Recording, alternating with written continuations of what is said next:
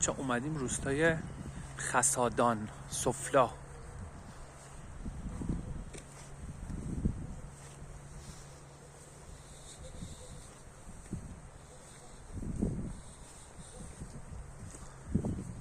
مادر دختر همچنان در حال پیدا کردن لوکیشن مناسب.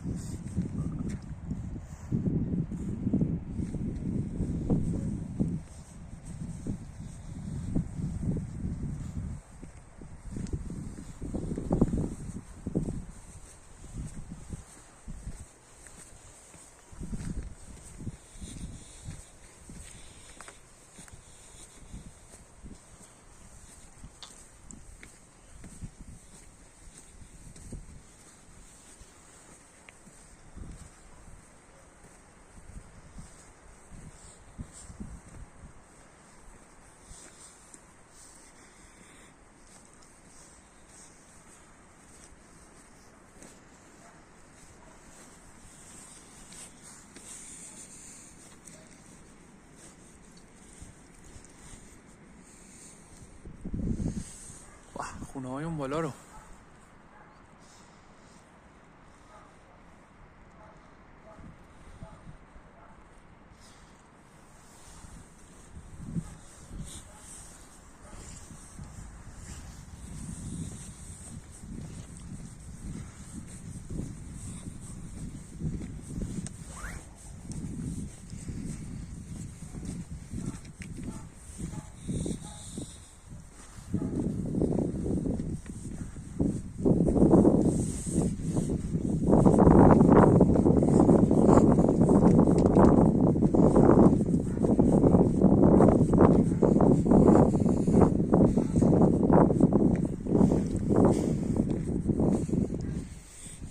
بهش میگن، هر جا اینو دیدید دست نزنید، اینو بهش میگن گزنه. وقتی که به دستتون بخوره، به هر جای بدنتون بخوره، به حدی سوزش ایجاد میکنه که اصلا دیگه هیچ کارش نمیتونه بکنه. مراقب این گیاه باشین.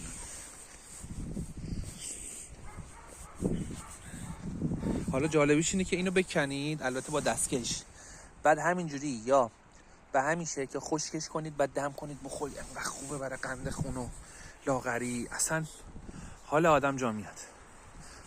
به به به به. خب این بشینید. آها تو اونجی را میای. کسی نپوشیدین دیگه. مسا که اول از همه نشست.